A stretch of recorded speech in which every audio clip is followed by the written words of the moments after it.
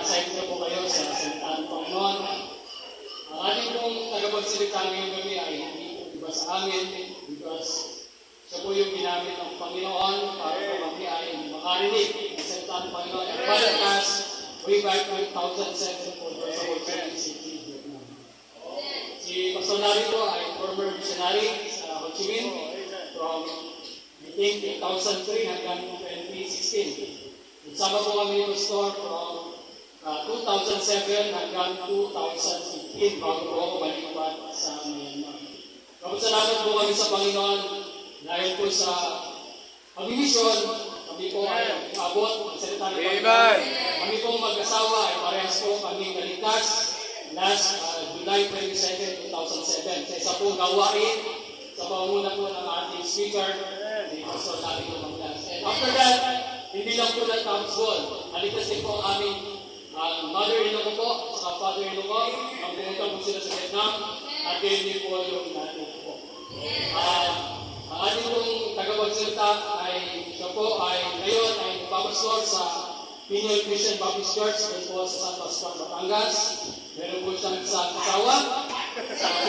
Ito na lang po, nakasama po niya ngayon. Nagpapasalamat po kami sa Panginoon dahil nung siya po ay aming inimbitahan, hindi po siya nagdalawang isip na tanggapin ang imbitasyon na maging speaker namin.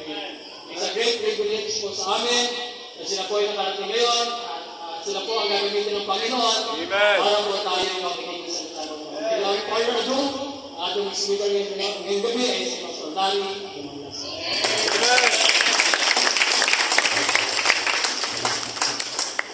Tapos mo kayo Pastor kung ilang minuto ang papalong ko para Pastor, may problema ako. Ilan ba tayong oras sa salita dito? Tuloy ko lang. Bukod na tayo Pagpasalamat ako sa Panginoon dahil wala namang araw kung nalubog na yung salamat sa Panginoon kung napainit. Salamat po. Magandang gabi po sa ating lahat. Opo, natutuwa ako. Hindi ko akalain na pag-iipon ko sa akin ay bunga natin sa Panginoon sa Vietnam. Amen!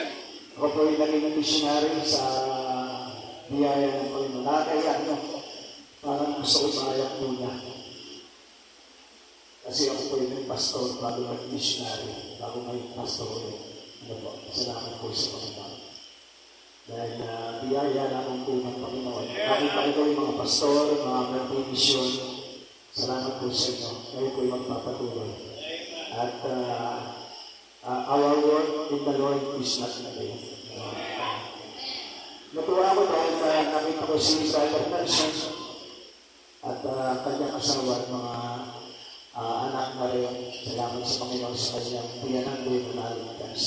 At ngayon hapon, parang gusto ko lang makipagpinturan ito mga pastor, lahat ng mga mensahe nyo. Yan ang mensahe natin. Huwag na tayo mag-mensahe yan. Bakatalangan ko. Para hindi na ako magsalita. Well, salamat po. Ito yung nagkasakit 2 years ago. Ito muna yung una natin kwento. Opo. Pakialis mo ba mo yung reverb na kaunti? Reverb, bawasan. And then, ako po yung nagkasakit ng diabetic po ako ng malaki. Maraming taon. At maybe 2 or 3 years ago, ako po ay nagkaroon po ng komplikasyon. Salamat po sa Panginoon. At pamula po nung ako ng komplikasyon, ang naging sakit ko po ay PTB. Ang ibig sabihin po ng PTB ay praise the blood. Ang ibig sabihin po noon ay pneumonia tuberculosis. At sabi ko, ako yung uwi na. Tuwan-tuwa po dahil nakala ko, uwi na ako. Pero pinagaling pa rin ako ng Panginoon. Amen! Ako'y nagalangin sa Diyos na Lord, kung ako yung mamamatay na hindi ko lalabanan yung sakit ko, nakakahiya naman na humarap sa Diyos na ako'y hindi lumaban. Kaya sabi ko, hindi ako takot mamatay, pero nakakahiya yung hindi ako nakipaglaban sa sakit. So I ask the Lord for wisdom. Wisdom. Hindi ko ako natatakot mamatay, pero sabi ko, kung mabubuhay pa ako po ay maglilingkod pa rin sa Panginoon. Amen. At isang bagay po ang ginawa ng Panginoon. Pamula po nung almost, I am going to 3 years na po na hindi kumakain ng kanin. Walang asukan, tinapay, puto, pero pwede po ang tulugan, pero walang puto.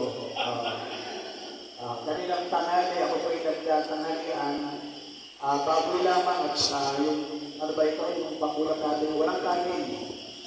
Kaya baka mamaya po magutom na ako, pero sa biyaya po ng Panginoon. So, bumalik na po ang aking, ako po yung dati hindi na makakapag-preach. 1 year po ako hindi nakapag-preach. Hindi ko nakapag-try, hindi ko nakapag-try sa Bible study, at ako po ay inihahatid lang namin mga anak sa Bible study, dahil kahit may sakit, Bible study pa rin ako. Kakawanin niya ako, yung mga anak. At ito po yung aking anak na panganay, Ira, tumayo mga mga anak na po siya sa aking namin. Unang ako, ngayon ako si Ella, nandiyan. And then ito, anak na rin po si Joshua. Full-time worker po sa pwede rin nag-aaral.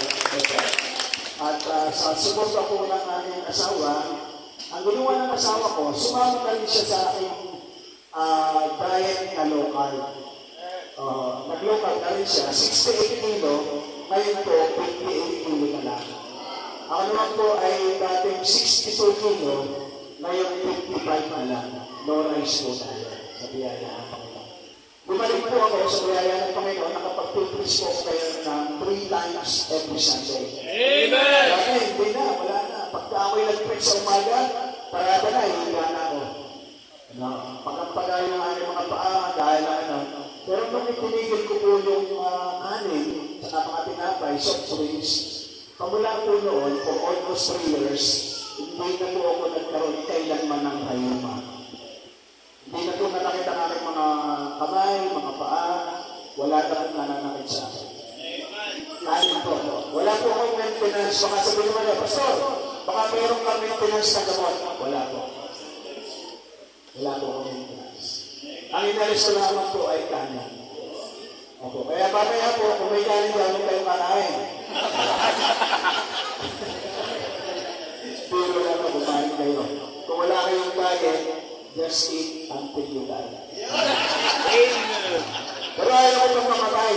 Ayaw ko pang mamatay. Hindi dahil sa takot ako mamatay. Talaga na ako. Pambira. Napapanagilip ko nga po ang langit lagi. Sabi ako palangit. Pero hindi ko gusto na ako'y mamatay na ako'y nagkasakit at pinabayaan ko yung sarili. I want to reason, kapatid, at yung lahat ay tatayo sa 1 Corinthians chapter 4. Tapos ako ang aking chika. At ngayon naman po ay spiritual food. Pero gusto ko po sana i-share sa inyo ang bagay na yan para baka naman kayo ay matulungan ko. Kung kayo po ay may sakit, alamin naman ninyo kung anong bawal, huwag niyo kainin kung kayo magkakasakit. Oo. Yan. Kung kayo may diabetes, bawal ang asukal, huwag kayo kumain ng asukal. Opo. Pero pag ako'y nagutom, manangatal ako, kumakain ako ng coke. Kumakain ako ng coke. Pero hindi po, para lang to emergency. Chapter 4, 1 Corinthians. Pastor, salamat sa inyong pag-imbita. Pastor Arjun, at salamat po sa biyaya ng Panginoon na ako po ay buhay pa. 10 taon, nag-mission po ako sa Vietnam, 2 taon po ako sa Cambodia, at purihin po ang Panginoon. Sa 1 Corinthians chapter 4, ipalagay na kami ng sino man ng mga ministro ni Kristo at mga katuwala ng mga hiwaga ng Diyos. Bukod dito, kinakailangan sa mga katuwala na ang bawang isa ay maging tapat. It is required unto stewards to become faithful. Heavenly Father, what a wonderful fellowship to meet the ministers, servants here in Calamba area, Panginoon. for the first time at for Pastor Alvin invitation for a nice meeting time for Brother Nelson, his wife, and his family, and his kids. Lord, what a wonderful time to remember the past. What a privilege to serve you, Panginoon. Kahit mahirap, kami magtatapat. Kahit kaunti, kami magtatapat. Kami magpapatuloy.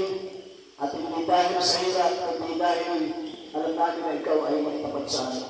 Papalain po ang aming pag-aaral, tulungan mo po kami.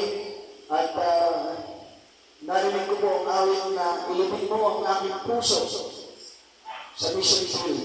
O Banal na Diyos, ilibig mo ang aming puso, ang aming pagkatao sa likuran ng Kristo at mahayag si Kristo. Panginoon, at pagpalain po ang aming mga buhay, maluwalhati ka, mag-usap ka, Panginoon, ikaw po magpahala sa amin. Sa pangalan ng Panginoon sa Kristo, Amen. Amen. Ibigay po sa amin ng inyong pastor ang topic na be faithful in mission. Be found faithful in mission. Opo. At ako po ay magpapasalamat dahil ang ating pong topic ay pagtatapat. Opo. Amen. At alam po ninyo, ang pagtatapat, meron tayong malaking problema ngayon sa ating lipunan kasi po kakaunti na ang matapat. Right. Kailangan natin ng maraming mga matapat na tao. Kailangan po natin ng matapat na asawa. Ngayon, ang dami ng mga asawa na hindi nagtatapat. Nakakalungkot po.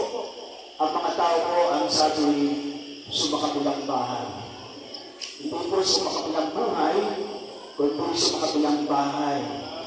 We need faithful husband and we need faithful wives. Marami naghihiwalay ngayon.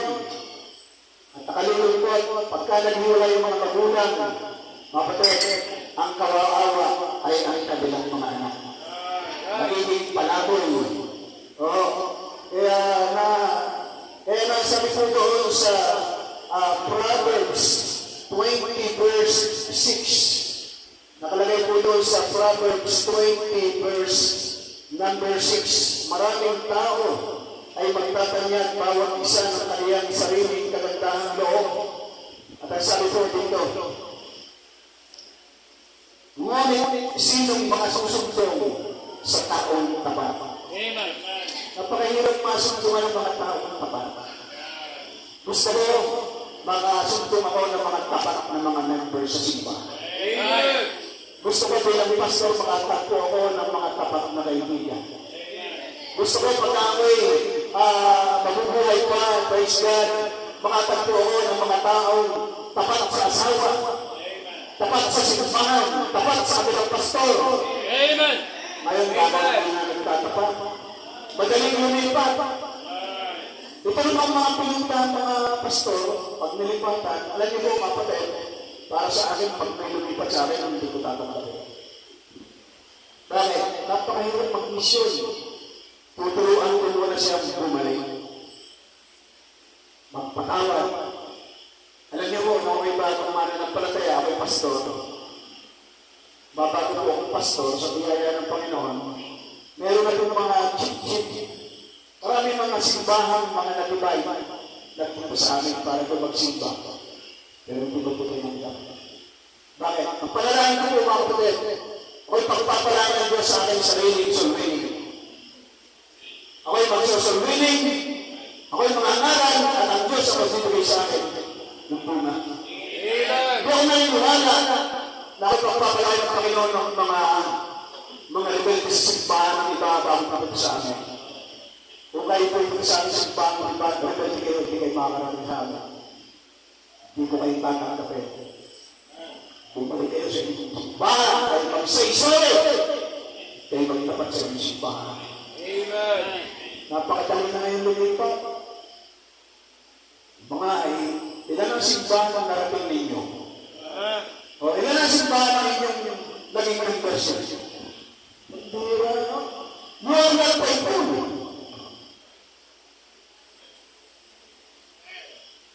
Ilan ang naging asawa ko?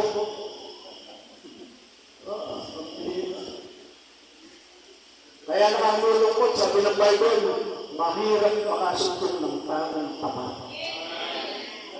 Kakaunti na mga kapatid. Alam mo, kakaunti din naman ng, alam niyo ba, Pastor, at yung maniwala ka sa akin, hindi lahat ng tao dito sa church na ito nagtatights in offering. Bala-bala lang pupunta sa nagbibigay para mapagkamalaan ng tatights, pero yung titulo, hindi napakya. Kakaunti, nagsusurunin. Hindi tayo tapat sa calling. Hindi tayo tapat sa panawagan ng Diyos. Sino ang nakakasuntong ng taong tapat? I hope na kayo po rin mga tapat sa inyong simbahan, susuporta kayo sa inyong pastor, kayo na magbibigay, kahit na kayo mawalan, maghirap, dahil sa inyong pagkatapat, kayo magtatagumpay. Amen. Kapatid, salamat po sa Panginoon. Ang pagpunta ko po sa Vietnam ay hindi dahil sa aking pera. Wala akong pera. Pero sabi ko, ang Diyos ang tumawag sa akin, ang Diyos ang magbibigay. Kapatid, kanito ay nagtayo ng building. Parang ganito din. Pasula kami ng gawain sa grahe. Umuupa kami. Napuno namin ng grahe one time, sabi ko sa mga tao, kapatid, bumuli tayo ng lupa. Nag-meeting kami. Praise God, dadating yung mga tao. Napuno namin yung grahe, may wakli doon. Meron dumating, kapatid, dumating mismo yung sa harapan ng pulpito. Yung sekretaryo, yung may tanga ng listahan ng pera ng offering. Sabi, Pastor, sandali lang. Tanga-tanga yung libro. Sabi mga kapatid, Pastor, bumalik tayo, bumalik ang lupa. Tingnan ninyo yung ating offering. Wala tayong pagpili. Sa harap ng meeting. Sabi ko, Amen, wala tayong pagpili. Pero kapatid, sabi ko sa mga congregation, na nag-meeting, tumayo tayo lahat, hihingi tayo sa ating tatay. Tumayo kami, at sinabi ko, Panginoon, ikaw nagsabi sa akin, ikaw tumawag sa akin, Panginoon, kailangan namin ng lupa. Kapatid, salamat sa Panginoon, nakabili kami ng lupa, wala kaming pera. Amen. Kapatid, pagtatapat kayo kahit wala kayong pera. Amen. Wag mo yung sabihin, kaya ako nakakita ng pera na dahil talo kong karang pera. Wala kaming pera! Pero dahil sa biyaya ng Panginoon, nakapunta kami doon. Nakatira kami doon ng 10 taon, 2 taon sa Cambodia. Alam ba niyo, 4 na passport ang naubos ko. Pagpunta ko sa Vietnam, nakahuli ako 2001. Nailagay ang aking pangalan sa computer. Sa tuwing kami kukuha ng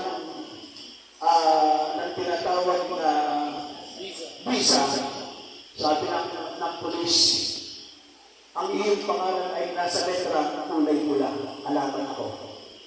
Kulay pula. Di ako magkaroon. For 10 years, papalik-balik lamang ako sa Vietnam, Cambodia, para pagbalik ko 30 days. Magkakaroon ako ng visa. Every month, pupunta ko ng Cambodia sa border. Babalik ulit ako. For 10 years.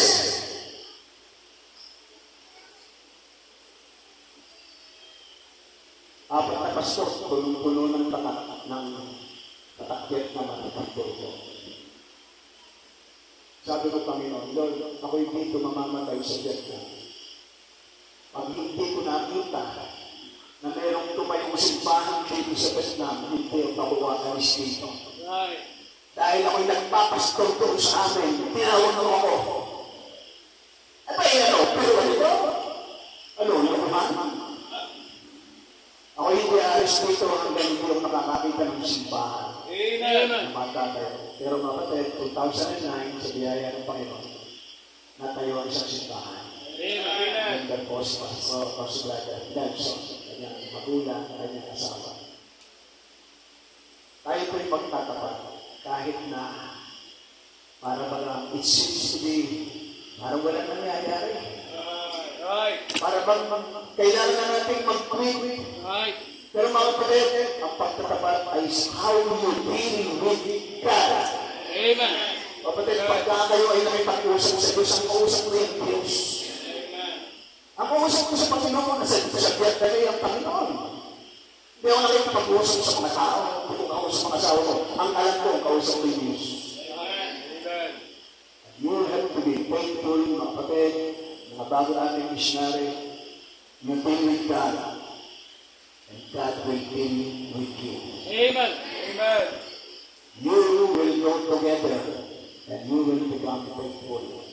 Mahirap makatagpo ng mga faithful men. Mga tao, matisog lamang, tamaan ng salita ng Diyos, paalis sa simbahan, paalam, pastor. May nagpaalam sa akin, nagpunta ng abroad, nakagada, nagpadala ng sulat, paalam, pastor. Hindi ko sinabi. Yung kanyang pastor na tumanggap sa kanya, nagpadala ng sulat sa akin, hindi ko rin sinabi. Ako'y natutuwa sa mga tao, hindi naman. Pero kung sinabi niya, pastor, kahit na ako'y lumipat dito, umibigay ko rin lang tayo sa alaw ng kudiya, mapapadala lang, hindi naman nagsabi. Kaya ako'y galit. Talagang niniwala ako. Ako yung may sulbing sa kanya. Tarantado, walang utang na loob. Pero kung sinabi, pastor, ako'y lilipat dito, pero ako na may magpapadala rin. Hindi naman sinabi, kaya ako'y galit. Ay, sino sa inyo natutuwa? Sa tagal na pinag-imustabe, sa tagal na pinalaman sa Panginoon, inakay, felicitation pa, bago magpapaalam, wala man lamang padala. Hindi siya sabihin. Bahala ka sa buhay mo. Mayroon pa nga pagkuhan ng mga tapat na tao. Right. That's right. Kaya pagka mayroon ng membro, nagpapadala, ayan, tapat yan. Huwag mo iiwanan yung simbahan. Amen. Amen? Dahil ikaw ay magpapan. Right. Tapat ka sa Panginoon, sa kalaligtas. Sinong pastor ang nag-lead sa iyo? Right. Ayun. Kapatid, pag ikaw ay nagtapat sa Panginoon, hindi mo pwedeng iwanan ng mga taong tapat. Amen. Now, tingnan muna po natin kung bakit tayo magtatapat. Ang sabi po sa Deuteronomy chapter 7, verse 9, kung bakit tayo magtatapat,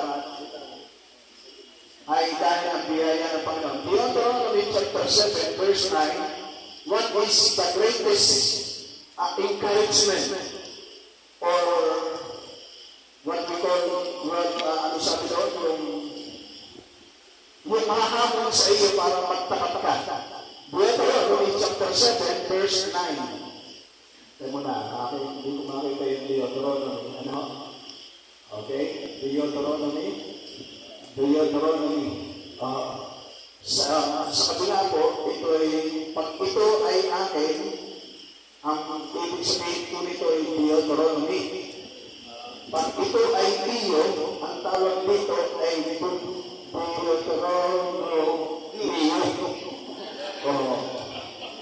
Amen? Naunawa po ba ninyo? Para kopi ko. Pag yan ay akin, yan ay kopi ko. Pag yan ay nagbigay ko na sa iyo, kopi ko na. Deuteronomy chapter 7. Salamat po sa inyong pagtawa. Alam ko, kumatanda ko nung Mother Church namin, ay yung pastor ko, nagpatawa, hindi ba magpatawa dahil matanda na.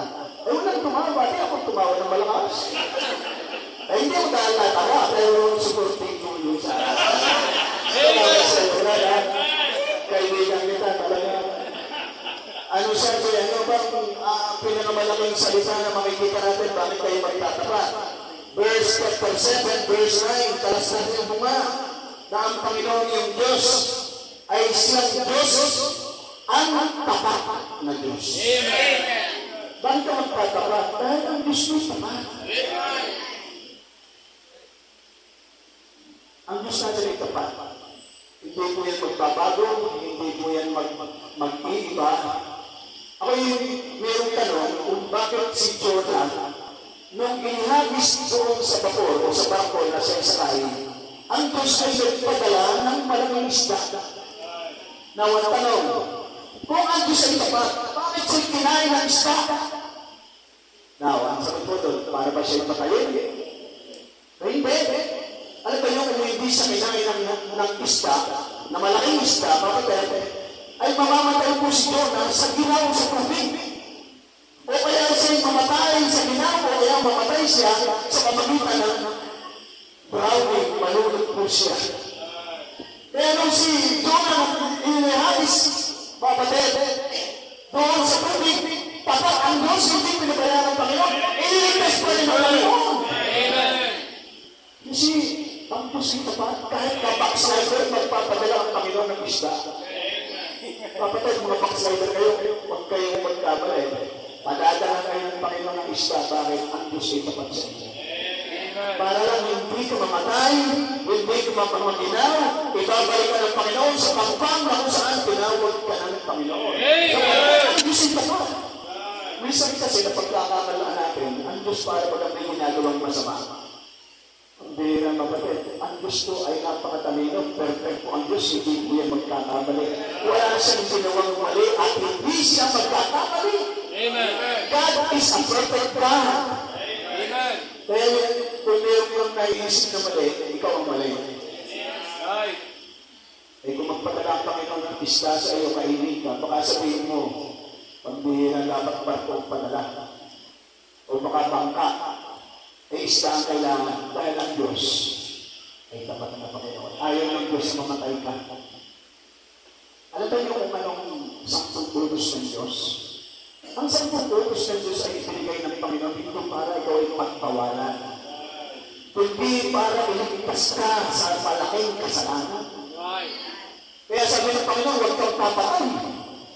Ay, malaking kasalanan ng pagpatay.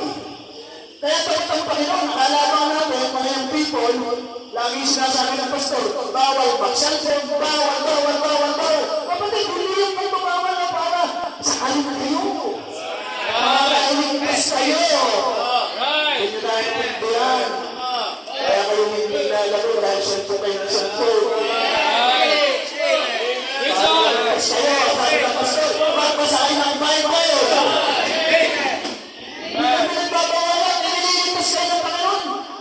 Nangiligtas ka sa pagpapaksal.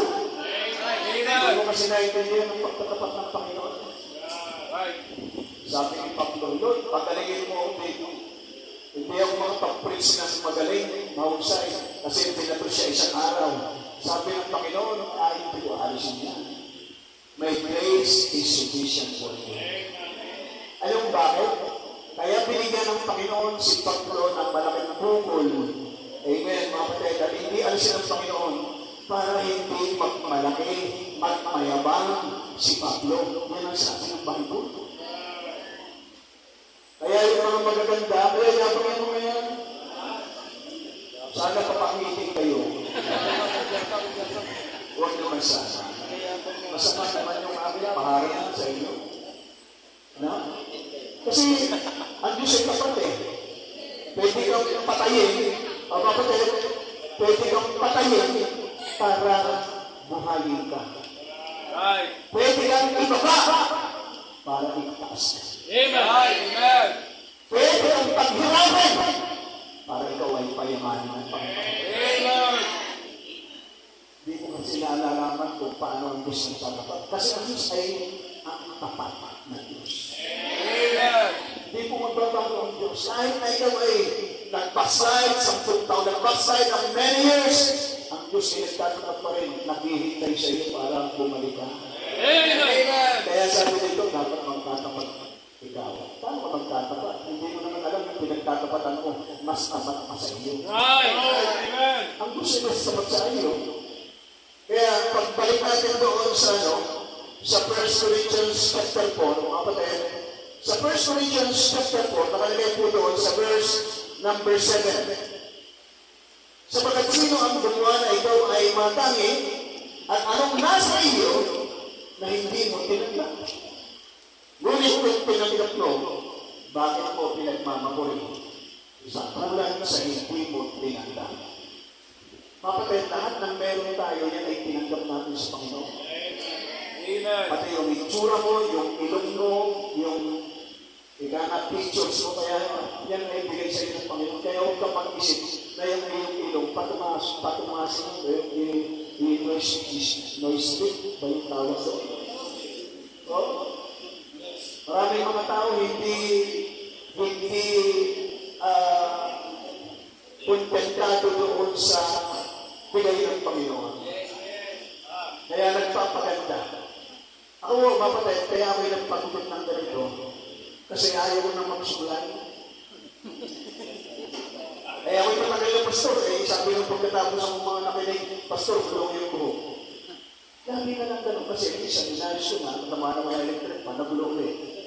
Kaya naisip ko, pagpupunta na ako ng ganito, para wala ang sulan. Salamat sa Panginoon. Hindi ko na problema ang buhok ko. Kaya kahit tayo mag-praise, tamado ka na namin, ay kung careful, ano sasabihin niyo? No, ang buko ay pinagugulong. No. Kapatid, tapat ang Diyos. Right. Anong meron sa iyo na hindi mo tinanggap? Huwag isulat ang mga bagay na hindi mo tinanggap sa Diyos. Kung makapagsusulat ka ng isang item, dala ka ng papel, kumuha ka ng ballpen, isulat mo isang item na hindi mo tinanggap sa Diyos. Sabi, ano ang tinanggap mo na hindi mo tinanggap sa Diyos? Ay bakit naman ngayon, yung tinanggap mo ay parang sinasabi mo hindi mo tinanggap sa Diyos. You do not know how faithful is your God. Amen. Kailangan mo malaman ang faithfulness ng Panginoon.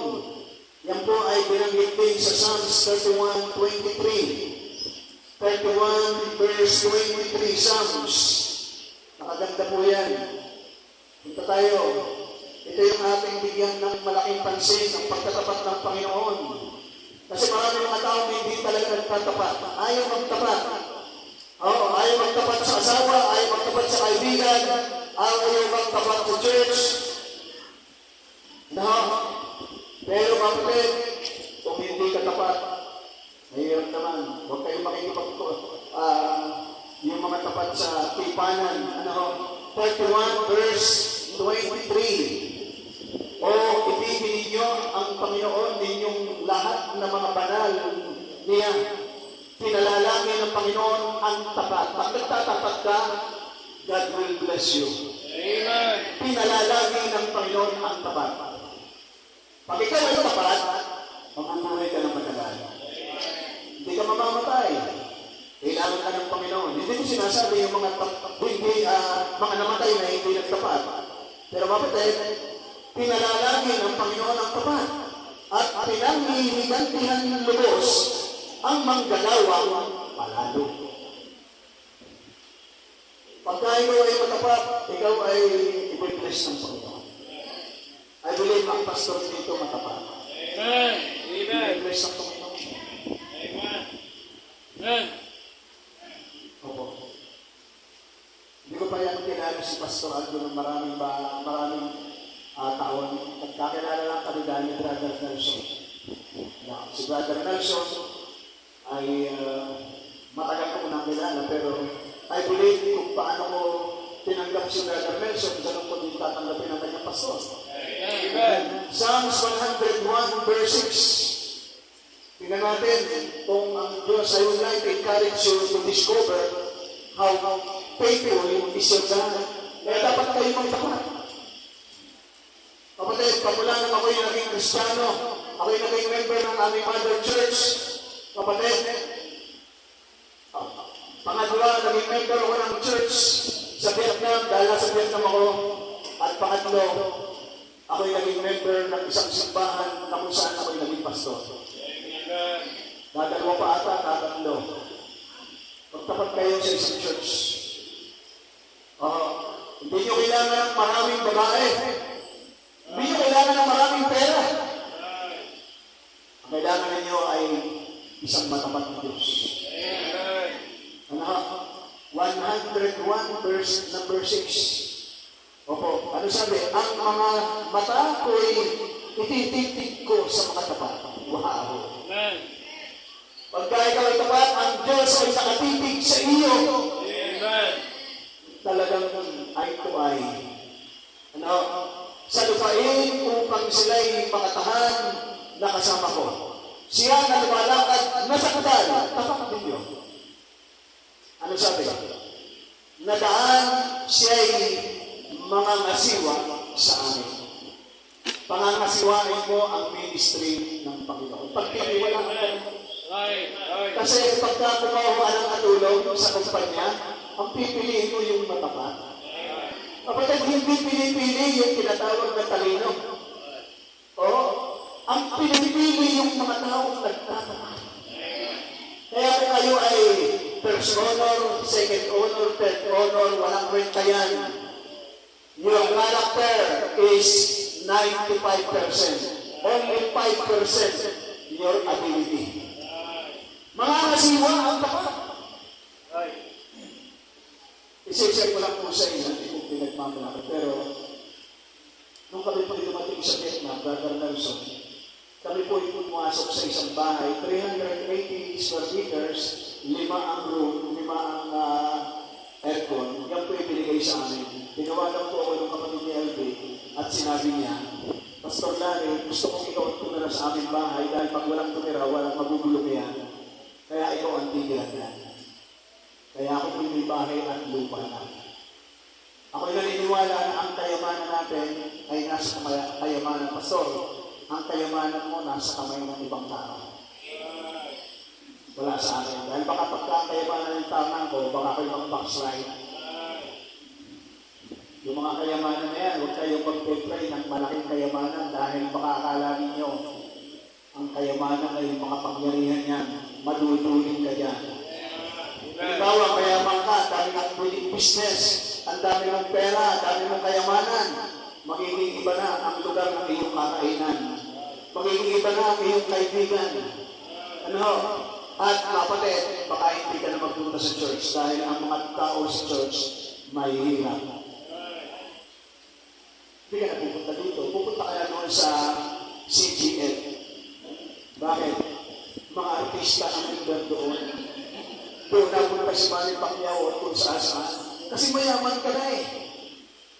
Kaya yung mga mayaman, mahirap yan. Huwag kayong manalangin ng pagyaman. Pag-pray kayo na kayo magtapat sa Diyos. Amen. Dahil ang hinihingi ninyo minsan, akala ninyo, yan ay bagay na hindi maganda, hindi mo lang alam, yan ang magpapahamak sa iyo. Alam ba ninyo nung ako'y nag-aaral, nung ako'y naligtas 1980. Kaya kung ngayong taon ito, ako po'y 44 years na in the ministry. Sa biyaya po ng Panginoon. Nung ako'y bata pa, gusto ko ako'y maging civil engineer. That's my dream. I want to be an engineer. Pero 1980, when I was 80 years old, ako pinaligtas. Binago ng Panginoon ang aking pananaw. Binago ng Panginoon ang aking prinsipyo. At binago ng Diyos ang aking hanay. Ako po yung nagpastor. Hindi ko po tinapos ang civil engineering. Hindi ko po tinapos ang iyo. Bakit? Sapagkat pagka tinapos ko, napakadaling mag-backslide pag mayroong diploma na ako yung engineer. Wala nang daan para daan ang pabalik. Ang daan ko lamang ay didiretso ko sa paglingkod sa Panginoon. Amen. Magtatapat tayo.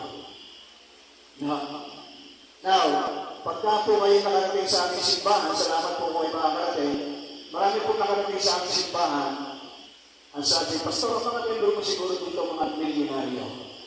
Wala po akong member ng mga milyonaryo. Wala po kami member sa mga milyonaryo. Ang maganda lang po, ang mga tao po nagtapat sa pagbibigay. Amen. Nagpamula po ang ating simbahan doon, sa biyaya ng Panginoon, nang lahat ng umaaten ay wala pong bahay, walang sasakyan, walang lupa, lahat ng umuupa. Ngayon ito na po yun. After 32 years na po ang ating simbahan doon, ang mga tao ay nagtapat, ang Diyos ay nagtapat din sa kanila, tinitigan sila ng Panginoon, pinagpala sila ng Panginoon, at silang pinagkatiwalaan ng mga bahay sa sakyang panglaganyan. Opo. nung ako po ay nag 60 years old, last year, amen, praise God, binigyan po ako ng sasakyang bago. For 60 years old, binigyan po nila ako ng expander, automatic, daladala po namin ngayon. Hindi po ako nagbabayad niyan, nagbabayad po nila yung simbahan. Ngayon, meron po ako, ang panalangin ko, 70 years, pag 70 years na ako, makamatay na ako, ayaw na nang magpatuloy. Sabi ng kaibigan ko, brother Larry, babaguhin mo yung panalangin ko, pagkalat na ako ka. Maintindihan. Basta 70, ay uuwi na. No. Kaya sabi ko, praise God, natigil naman ako, nakatigil naman ako. Dati ako ilakad. Naglakad ako ng maraming araw, mga more than 1 year, na naglakad ako. Wala, lakad talaga. Wala akong sasakit. Pero ako'y nangaral. Nagkamama. No, salamat sa Panginoon. Wala akong pera. Wow, kapatid, nakita ko. Nag-pray po ako nung tuwing ako'y maglalakad. Sabi ko, Lord, alam mo kung nakikipagkaibigan ako sa Panginoon, nakikipagtalo ako sa Panginoon. Alam mo, Lord, pag binigay mo ako ng motor, marami akong mapupuntahan. Tingnan mo, nadalakad ako. Kaunti lang ang mararating ko. Kaya, 1 year, nanalangin ako ng motor. Pagkatapos ng 1 year, kapatid, salamat sa Panginoon. Amen. Pagod na ako, Panginoon, maglakad. Ngayong araw na ito, gusto ko nang magkaroon ng motor. Dinala ko yung Bible, naglakad ulit ako. Amen. Nakakita ko ng motor. Naglilinis yung mama. Yun ang kulay na pinagpipray ko. Kulay-kulay. Yung pinang Yamaha. Yamaha yung pinagpipray ko. Yun ang pinag mo. Pinagpipray ko yung mama. Mama, matanong ko po kayo. Yan po ba yung motor na yan ay pinagbibili? Opo. Kaya yung mga po nalilinis eh. Ganito po. Pag ako po yung nagkaroon ng pera, wag mo rin yung pag-bibili. Dahil ako'y aalis, bibili mo yung motor. Pag ako'y kumatay, bibili, babayaran ko yun ha. And then, pag ako'y hindi kumatay, ibig sabihin na wala akong pera. Pero mapatid, pagkano ang pera ko, pamasahin na. Kaya totoo yung sabi ng Bible eh, pagka nagtatpat ka, ang mata ng Panginoon nakatitig siya. Amen. Mga ngasiwa ka ng gawain. Naglakad po ako sa Batangas, paglalakad ko may tumawag sa akin, "Hoy! Sa kabilang kalsada, parito ka nga." Ba'y tumawid ako? Praise God. Sabi ko, "Saan ka?" Sabi ko, "May bibili sana ng motor." Eh ngayon, sabi bakit ka naman bibili ng motor? Hindi nagpapastor. Yun na nga. Paano makakapag-visitation? Ang gagawin ko sa visitation, kaya ako bibili ng motor. Sabi, nag-isip yung katulong ko. Sabi nga, sige, pumunta ka sa amin, bibigyan kita ng pera, piliin mo ang motor. Nakabili ako ng motor. Amen. Kaya natutunan ko po, mga kapatid, sa akin buhay, pwede ka palang maglingkod sa Diyos nang walang pera. Yes. Sabi ko nga sa inyo, nakapili kami ng lupa, wala din kami pera, nakabili kami ng lupa. Nakapagpatayo kami ng building, nung nag-meeting kami, dumating na naman yung babae, hawak na naman yung papel. Pastor, di pa tayo tapos magbayad ng lupa, wala pa naman tayo magbayad. Papatay tayo ng building. Saan na ang pera? Lagi na naman yung babaeng yun. Walang pananampalataya. Alam nyo, hindi nagtagal, nawala yung babae ko sa amin. Okay. Nagpatayo pa kami. Na-discourage pa ako. Sabi ko, mga kapatid, tumayo tayo ulit. Panginoon, salamat sa lupa. Ngayon magpapatayo na kami ng building. Kailangan magpatayo, pero wala kami ng pera. Pero praise God, hindi po nagtagal, nakapagpatayo po kami ng building. Walang pera. Saan ang galing ang pera? Dahil natutunan ko, mga kapatid, sabi ng Panginoon sa mga apostol, mangaral kayo, huwag kayong magdala ng mga busol, ng mga walik. Huwag kayong magdala ng pera. Bakit? Ano ibig sabihin yan? Ako pahala sa inyo. Ako pagbibigay ng bahay. Natutunan ko yan. Dahil yan nakalagay sa Bible. Ako'y tinawag ng aking tatay.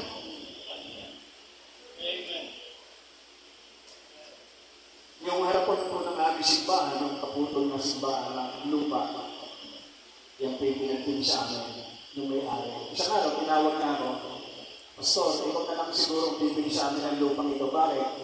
Kasi pagka bibili yung tao, pag dumating dito, nakita yung inyong simbahan, naurong na. Kaya siguro, ikaw na lang siguro bumili dito. Sabi ko, wala akong pera, pero kaya kong bayaran niya. Sabi, siya tugat, yung pera. Tatay ko, nasa kayo yung tatay, nasa langit.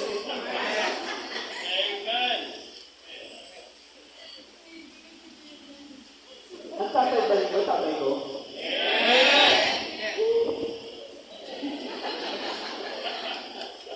Di ako maniwala sa inyo, dami ng problema eh. Hindi kayo makatili ng lupa.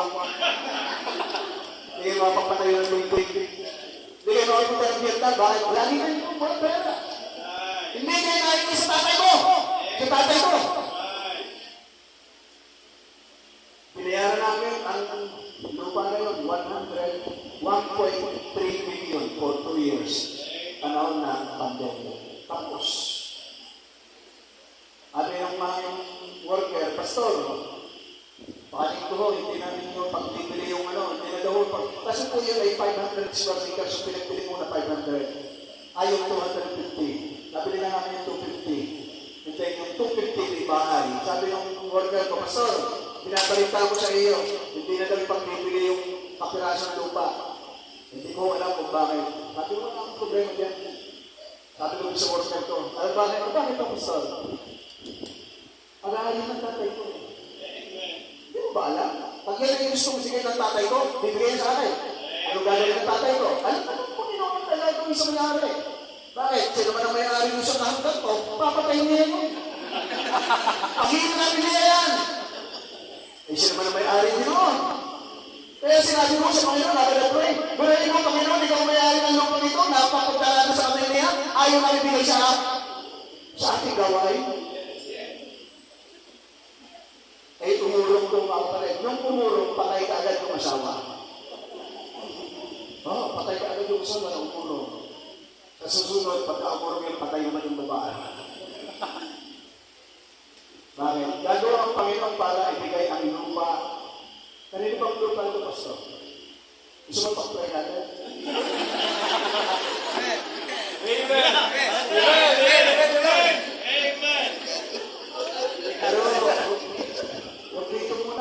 Kasi maliit ito.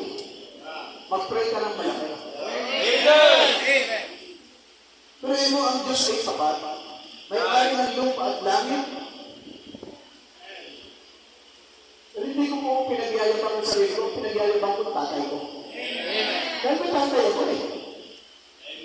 Ang Diyos ko ay sapat. Tinawag ako ng Panginoon, hindi naman ako tinawag ng nanay ko, hindi naman ako tinawag ng asawa ko. Hindi ako tinawag ng simbahan. Kapatid, hindi simbahan ang tumawag sa akin. Ang tumawag sa akin ay ang aking boss. Kaya pag ako'y nag-preach, nag-preach ako dahil ng Panginoon, hindi dahil ng mga membro mayayaman. Kahit sila'y mayaman, kahit sila'y mawala, ang tatay ko mas mayaman. Amen. Matapat ang Diyos. Amen. Ang Diyos ay nakatitig sa iyo. Matapat ka. Pero pag hindi ka matapat, sorry, ang mata ng Panginoon sa iyo siguro isa lang mata. Siguro lang. Bigay yung malabo. Bakit malabo ang mata ko yun? Dahil diretso ko. Pero kita ko ngayon na malabo lang. Anyway, mapatay, that is the greatest motivation na tayo magtatapat. Magtapat kayo. Amen. Hindi mo lang kung gaano kalaki ang biyayang nasa iyo at inibigay sa iyo ng Panginoon pag magtapat ka. Amen. Kapatid, hindi tayo naglilingkod dahil sa pera. Hindi naman tayo naglilingkod dahil sa kayamanan. Hindi ko nga alam na ako bibigyan ng kotse. Hindi ko alam na ako bibigyan. Hindi ko alam na ako pala magkakaroon ng bahay at lupa. No, hindi ko yung pangarap. Ang pangarap ko lang ay maglingkod sa Diyos. Amen. Maglingkod ako sa Diyos. Kapatid, hindi ko pinangarap na ako'y magpunta ng Amerika, but I've been to America 4 times. I've been to Hawaii 4 times. And many countries. Kapatid, hindi ko yung pinangarap. Ang pinangarap ko lang ay gawin ko ang bahagi ko, ako'y magtatapat sa aking Diyos. Amen. Ang Diyos ay tapat. Kaya nga dapat kayo magtaka. Amen. Gawin mo ang bahagi mo, gawin mo ang bahagi mo, at gagawin ng Diyos ang bahagi niya. Amen. Pastor, magtapat ka dito. Balang araw, baka pagtabi mo dito, malay natin, hindi na ganito mainit ito. At malay natin, baka pagdating ko, mas mainit pa.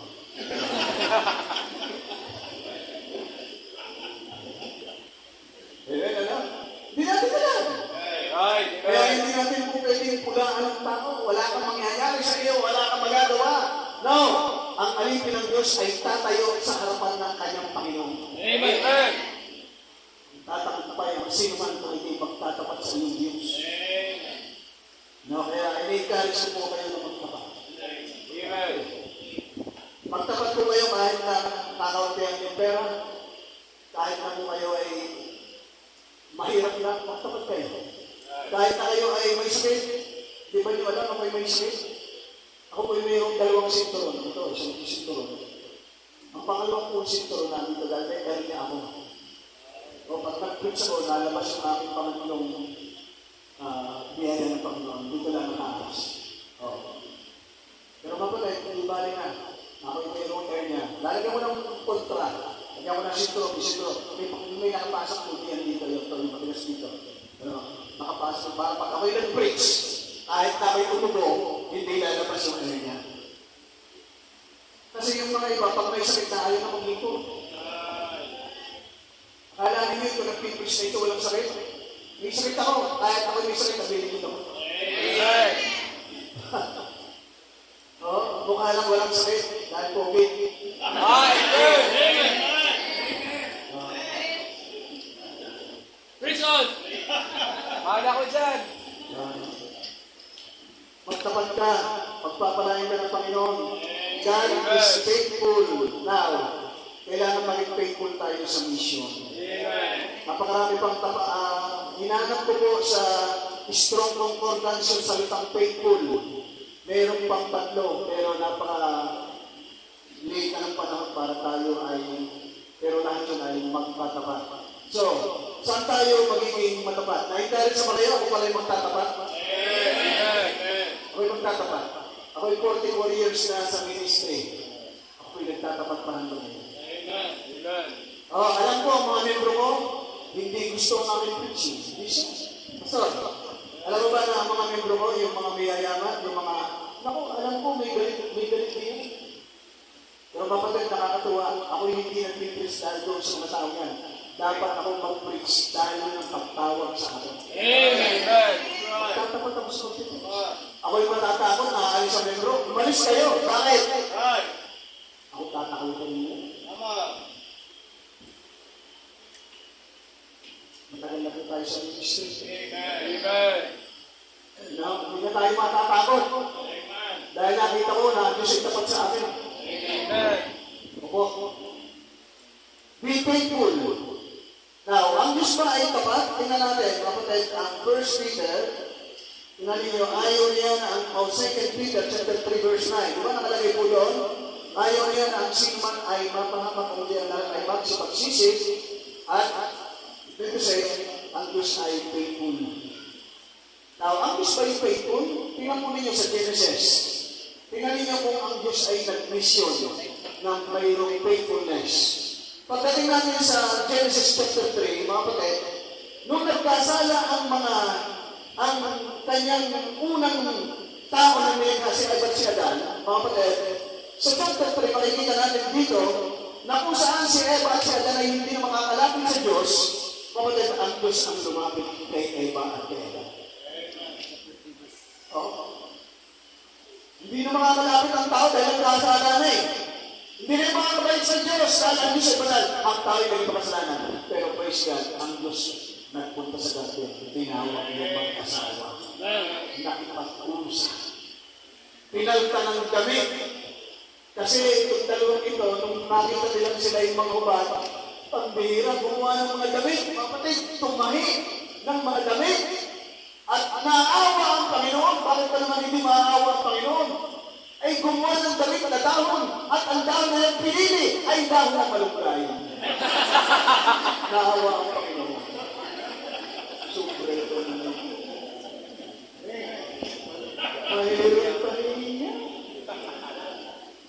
Dapat kasi yung malalaking dahon na ito, kasi nga pag kahit nagkasala, wala ka nang isip ng tama eh. Malunggay ang ginawa, sabi ng Panginoon, bibigyan ko kayo ng banal. Pinatay niya yung tupa, kordero ng Diyos, picture that Christ is coming. Ang kordero ng Diyos na nag-aalis ng kasalanan ng sarili. God was a missionary in chapter 3 of Genesis. Amen. In chapter 4, mga kapatid, tingnan natin, nandito si Cain at si Abel. Abel was a missionary. Kapatid, kung tama ang kanyang paghahandog sa Diyos, ay tama din ang kanyang pananampalataya. Amen.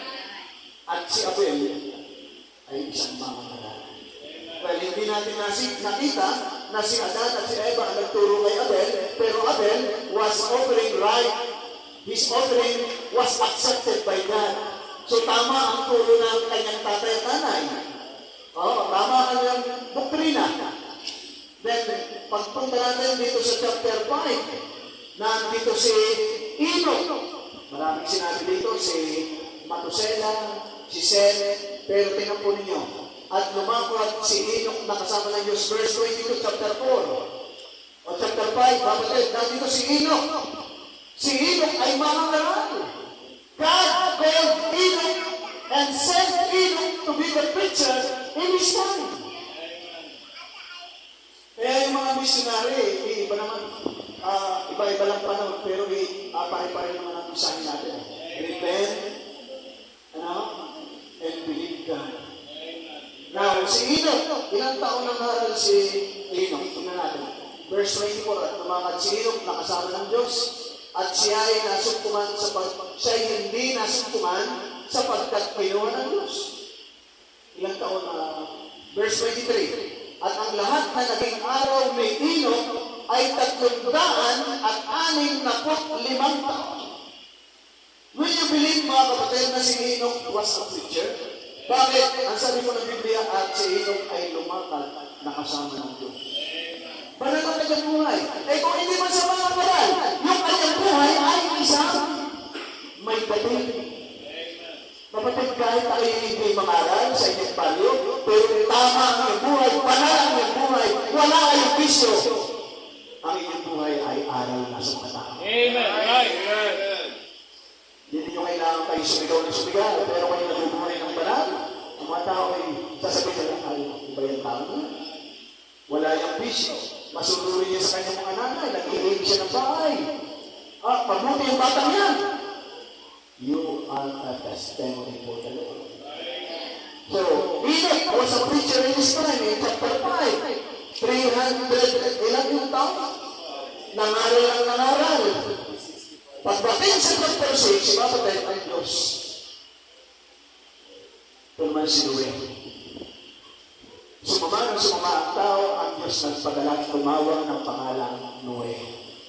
Kaya kapatid, as early as the chapter of the Bible, in the book of Genesis, God is calling and sending missionaries. That is evident. Kitang-kita natin yan. Hanggang ngayon, ang Diyos tumatawag pa rin ang mga missionary. Salamat po sa mga missionary. Amen. Natutuwa po ako pakilala kayo. Magtapat po tayo sa Panginoon. Patuloy. Pastor Balde, matagal ko na kayo kakilala. Nabalita ko, namatayan yung asawa, di ba? Totoo ba yan? Okay. Nagpapastor ko? Oo. May bago na. May bago na ba? Bigay na lang. Tingnan natin kung sino ang bago. Yan. Kaganda. Alam nyo, yung aking pagka pala kayo ay nagtatapat sa inyong asawa, no? Kayong dalawa ay magtatapat. No? Talagang kayo sweet-ang-sweetan. Para kayo may maghiwalay. Para kang paunahan ng kamatayan, ikaw muna. Yung sa naman kayo dito.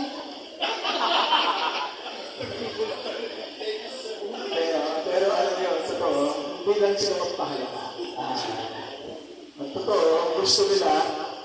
Sabi ng asawa ko, alam mo, Pastor Larry, pag ako ang namatay, mayaman ka. Kasi may insurance ako.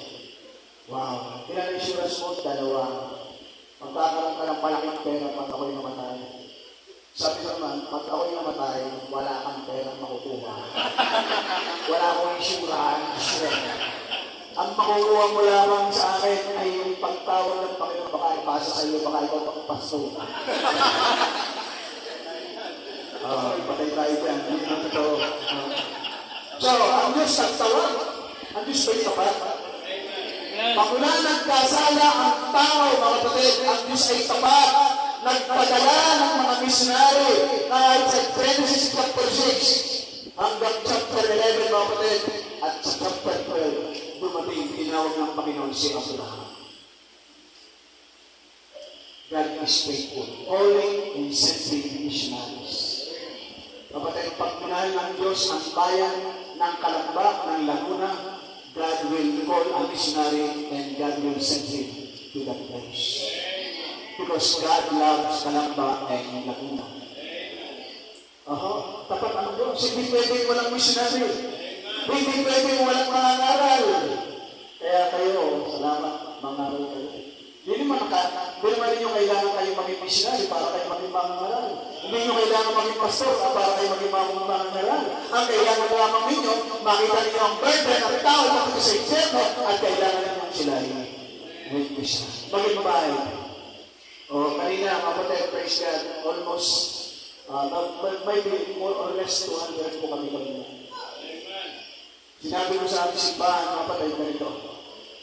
Mga kapatid, pag napuno natin itong simbahan ito, itong puna ito, itong congregation na ito, at yung misa na yun, kapatid, yan ay sinyalis na tayo ay magpapagawa ng dumpling kalimutan na kalaking na simbahan ito. Pero pag hindi tayo papagawa. Pinupuno po namin yan. Bible study, taon ng mga bisita. Ako po yung Bible study din, tuwing Martes, kami dalawa ng misis, mga kapatid. Dalawa ang pakain namin sa tuwing Martes.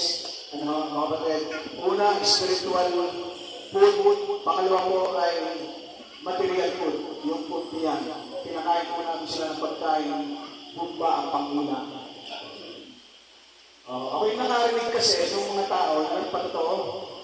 Sila daw ay kinakaw lagi para kumain, may nagpapakain, ay siya na gutom, ay hindi ka na punta. Pero nagpatotoo, nung siya ka pumunta, doon siya naligtas. O hindi tayo magpakain para maraming taong dumatay, malay kumaligtas siya. Pastor, paano ang kilo ng pangulam? Kung mahal, hindi ka naman paghahanda. Sabihin ko sa Panginoon, ako'y magpapakain. Tinanong niya si Kristo, nagpakain ng pinapay. Bago nag-preach. Pagkulit ang tao, hindi mga amao. Dito na ako nakalimutan pa simula, ang nasa ulit. Pero kapatid, nasa ministry ni Kristo. Pinakain ng pinapay. Pagkatapos ng Bible study, now, ang Diyos ba ito ba? Yes. Enoch. Sino rin? Now, ito the most beautiful illustration of God's vision, the book of Jonah. Nakita ba rin yung the book of Jonah? Chapter 1, at ang salita ng Diyos ay dumating kay Jonah. Kapatid, ang mission ay pagdating ng pagtawag ng Diyos kay Jonah. Si Jonah ay tinawag ng Panginoon. At sabi ng Panginoon, Jonah, you go to Nineveh. Pero dahil si Jonah ay galing sa mga taga-Nineveh, he went to Tarsus. Pero siya, God is faithful. Bagaman siya inihagi sa dagat, nagpadala ang Panginoon ng talaga, ng istas malaking inahin siya para iligtas. Dinala sa pampang. Doon sa lugar na kung saan siya tinawag ng Panginoon at siya ay nangaral doon. How many people? Tinan po natin ang Jonah. Tinan natin ang book of Jonah. Nasaan ang book of Jonah? Ilan ang tao? Kapatid, si Jonah kasi ayaw sumunod sa Diyos. The last chapter of Jonah. Makikita ninyo, sabi ng Panginoon kay Jonah, verse 11. Ilan pa yung mga tao dyan? Dahil si Jonah umupo sa tabi sa burol na mawala yung dahon, kinain ng pinas. Pero verse 11, hindi ba ako manghihinayang sa Nineveh? sa malaking bayan yaon na mahigit sa 120,000 katao. Ang nakalagay pala dito ay 110,000 people. Napakaraming tao. Ang Diyos ay nagpadala ng missionary, si Jonah. Bakit mayroong 110 na tao, 110,000? Ano yun? 110 ba o 120? 20,000. Ikadami ng 20,000. Praise God, mga kapatid, mahal ng Diyos ang tao. Amen. Napakamahal. Talagban niyo, sabi ng Panginoon kay Abraham, Abraham, alam mo, may pupuntahan ako, mag-visitation kami. Pupunta kami sa Sodom at Gomorrah. At titignan namin kung gaano masama ang Sodom at Gomorrah. Sabi ko, bakit? Pagbihira. Naandun si Lot. Alam ba niyo kung sino? Si Lot? Si Lot ang pinadala ng Panginoon sa Sodom at Gomorrah para maging missionary doon. Kaya lang nagbaksahan. I believe Lot was the preacher, was the missionary, but he was not faithful. Kaya sabi ng Panginoon kay Abraham, alam mo, titingnan namin kung gaano masama ang Sodom at Gomorrah at ito'y aming paradala ng granizo at tapon. Pero sabi ni Abraham, Lord, hindi ba makatawad niyan? Eh kung may 50 matuloy na tao doon, itutuloy ko ba? Hindi. Bumaba hanggang doon sa bilang ng pamilya ni Lot. Hindi ko itutuloy. Kaya ang Panginoon nagpadala ng anghel, kinalagtad yung pamilya ni Lot, kaya asawa at mga anak, at sabi ng mga anghel, magpadali kayo dahil hindi namin pwedeng ibaba ang granizo at tapol hanggang kay narito. Tumag muna kayo. That was the story. Pero mga kapatid, that was the missionary work of God a long time ago. Kapatid, missionary work din kalangwa. Mahal ng Panginoon, mga taga-kalamba. Pagdating ko dito, nandito yung mga tao, maliligo, wala silang pakialam, ang simbahan narin ito. Nakakala. Wala silang pakialam, pero mga kapatid, praise God. Bahagi natin at sila yung madala natin sa Panginoon. Now, mga kapatid, bakit tayo magiging faithful sa suluhin? Psalms 49. Ito na tayo matatapos sa story. Matatapos na tayo dahil baka kayo magtutungnan ng mga talbine. Ako naman ay pagpagit na yung may natingin ng akin. Kahit ako yung hindi pagigilin, ako yung pagigilin ng akin.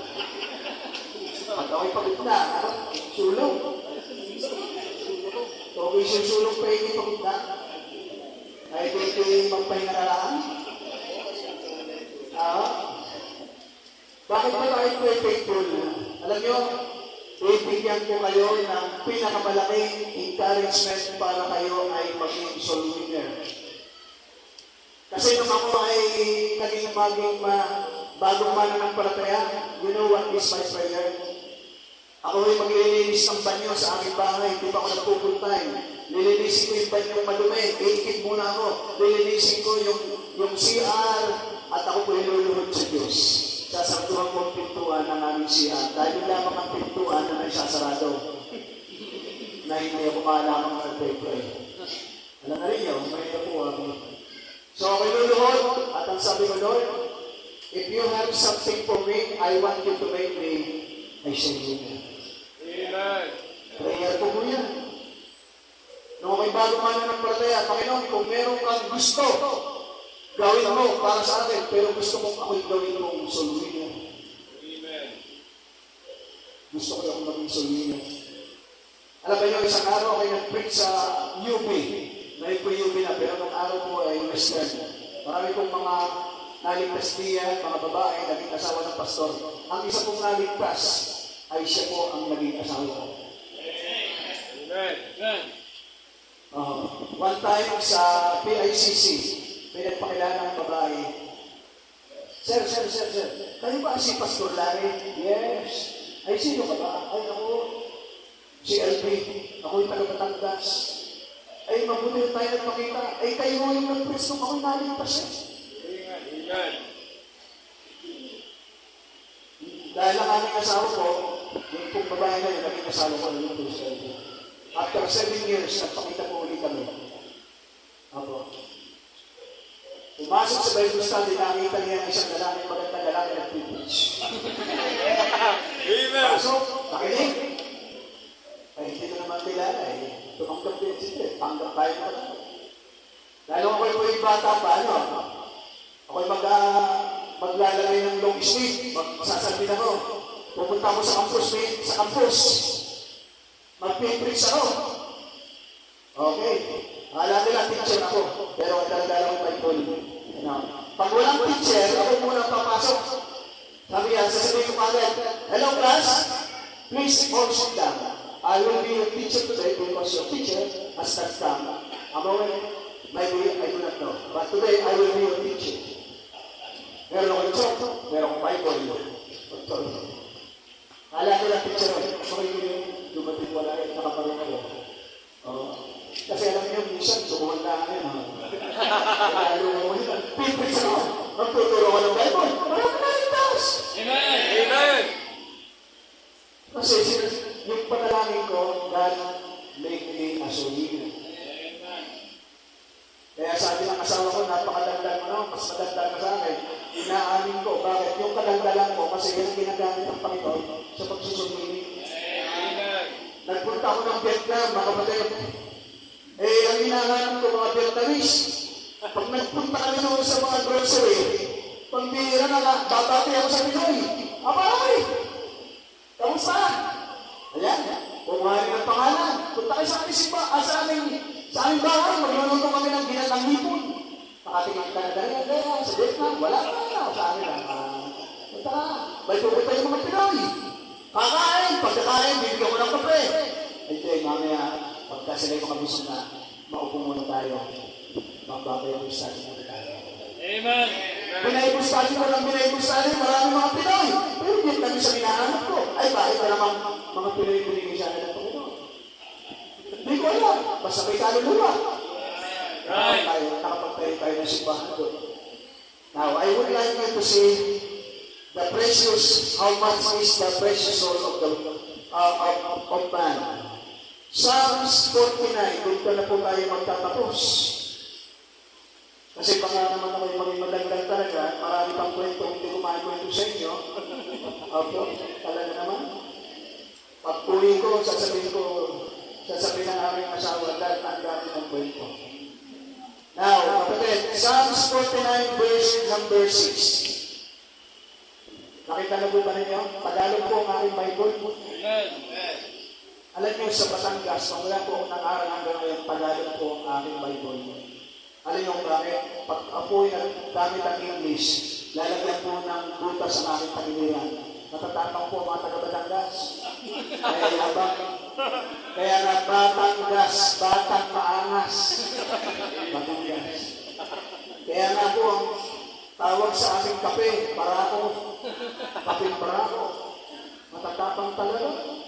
Dahil doon sa aming lugar, may pangalang pang balisong. Bakit tinawag na balisong? At tignan talaga yung mga balisong.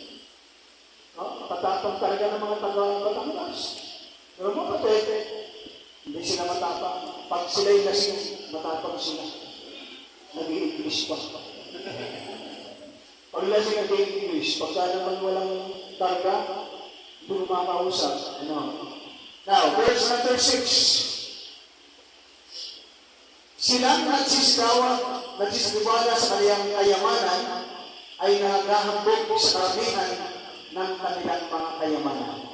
Verse number 7. Wala sa kaniyang makatutubos sa anumang paraan sa kanyang kapatid. Kahit na kayo mayayaman, pinabanggit sa verse number 6. Ni makapagbibigay man sa Diyos ng pagtubos sa kanya, pagtubos ng kanyang kaluluwa. Verse number 8. Sapagkat ang katubusan ng kanilang kaluluwa ay, ano sabi ko? Mahal. At ito'y maglilitan, magpakailanman. Kapatid, alam niyo po kung bakit kayo dapat maging solutioner? Sapagkat ang pag-win ng kaluluwa, ito po ang pinakamalaking kayamanan na makukuha ninyo sa mundo ito. Wala kayong makukuhang mas malaki pa Ang sabi po ng Biblia ay walang pagtubos sa kanyang kaluluwa. At ang kanyang kaluluwa ay mahal. Precious, seriously precious. How much is the precious of God? Ano, yung salitang precious, how much is that?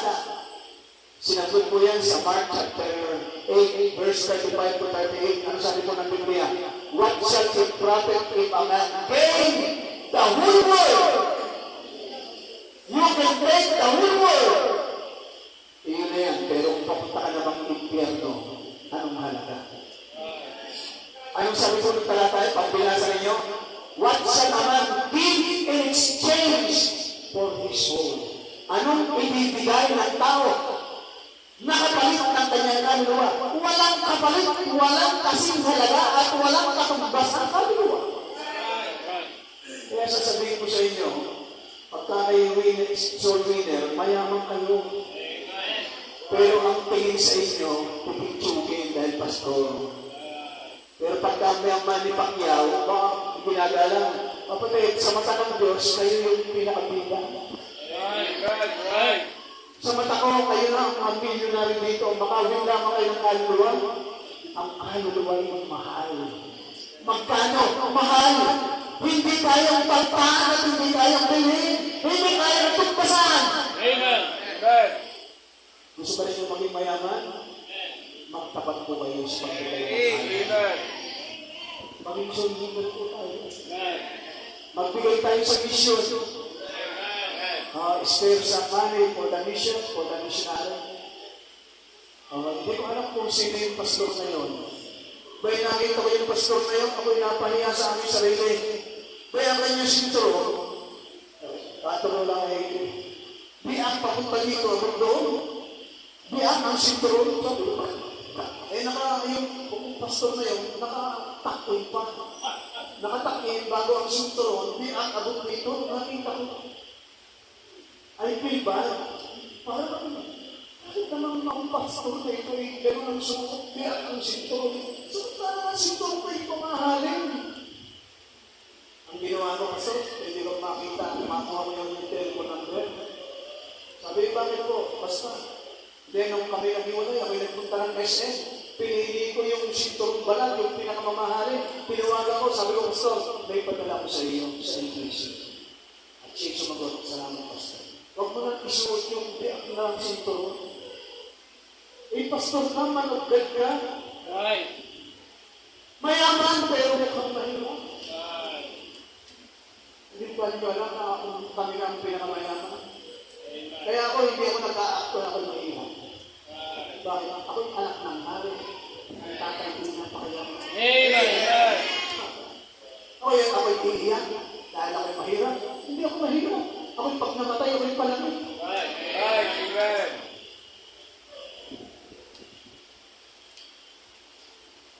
Kaya pag ako nakakakita kanina ng mga bahay na magaganda, nasabi ko, binuduroan ko pa nga, mas maganda pa ang bahay, hindi yung sa iyo.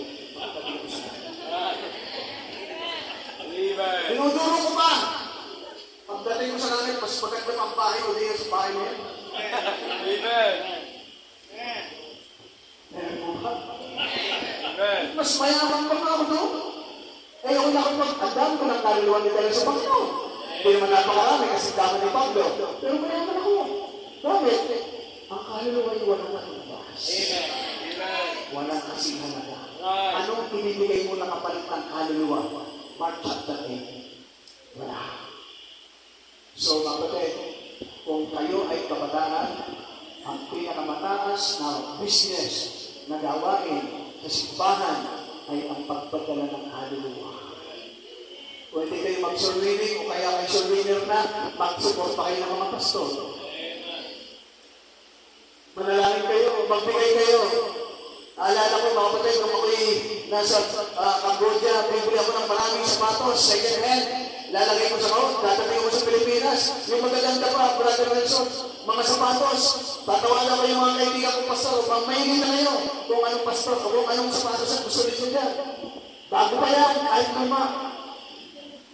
Pabibigay rin sa maraming mga pastor. Bibigyan ko ng sapatos, bibigyan ko ng sinturon, salamat na lamang. Pero mga kapatid, because I love the soul winner. Right. One thing you must do, you become a soul winner and you must love the soul winner. Right. Ito mga pastor na ito, mahalin ninyo. Amen. Mahalin ninyo yan. Natapos na po tayo, lalaki pagod na. Natutunan po ba ninyo, magtatapat kayo sa Panginoon? Si Kristo nang mamamatay na, nagsusulwing po. Diba? Mamamatay na, naghihingalo na, nasa krus, nakapako, punuan. Sabi niya doon sa kanyang kada-Israel, kakasamahan kita sa langit na bayan. Nagsusulwing pa. Mamamatay na nga eh. Punuan na. Nagsusulwing pa until you die.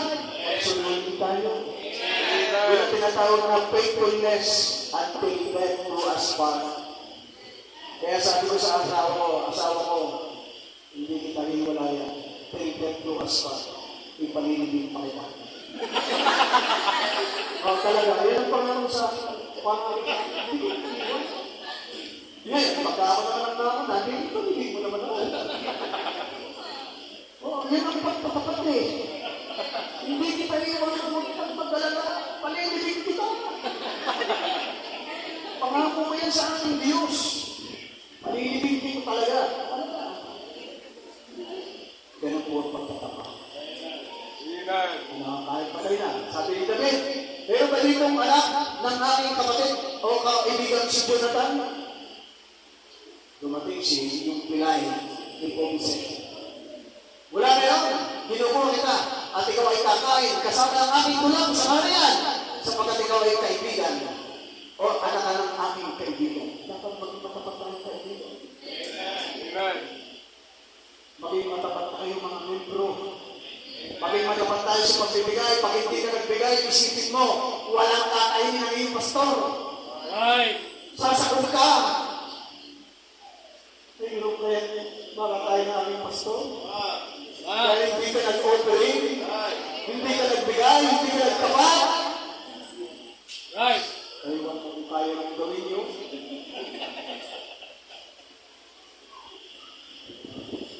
Magtapat kayo, bakit? Ang gawin ito, hindi naman negosyo ito, pero ito yung pinatatakbo ng pera pangbayad sa kuryente. Ang galing ng mga tao pang pumunta sa simbahan, doon pa sa electric pang tatapat. Bago pagka nag-offering ayaw magbigay. So, sobra ka naman. Kahit na natin tumayo, tayo naman sa Diyos. Amen. O Panginoon, salamat sa iyong salita. Sino ang makakasumbong ng taong napagawa? O Lord, sana'y masumpungan mo na ang bawat isa sa amin ay magtatapat sa iyo. Magtatapat sa pangangaral, yamang ang mga tao na mapapahamak. Nakita namin, Panginoon, na ikaw ay nagtapat. Bagamat kami backslider, ikaw ay nagtatapat pa rin. Kami lumalayo sa iyo, ikaw ay magpapadala ng malaking isda para kami iligtas sa pagkalunod. O Banal na Diyos, God of blessing. Salamat sa iyong pagtatapat. Panginoon, tulungan mo kami magtapat sa iyo. Kahit anong mangyari, Panginoon, kahit kami maghirap. O Banal na Diyos, kahit kami may sakit, kami maglilingkod pa rin. Kami mag-impress pa rin, magsusulwiin pa rin. Kahit wala kakaunti naman ng mga pera, kami may magbibigay pa rin sa iyo. Lord, will you bless us that you will find a faithful man or a faithful woman. Kapatid, I do not know how God spoke to you this time, but this time will be our time for response. Pastor, ikaw na ang tumawa, tayo mananalangin sa Diyos.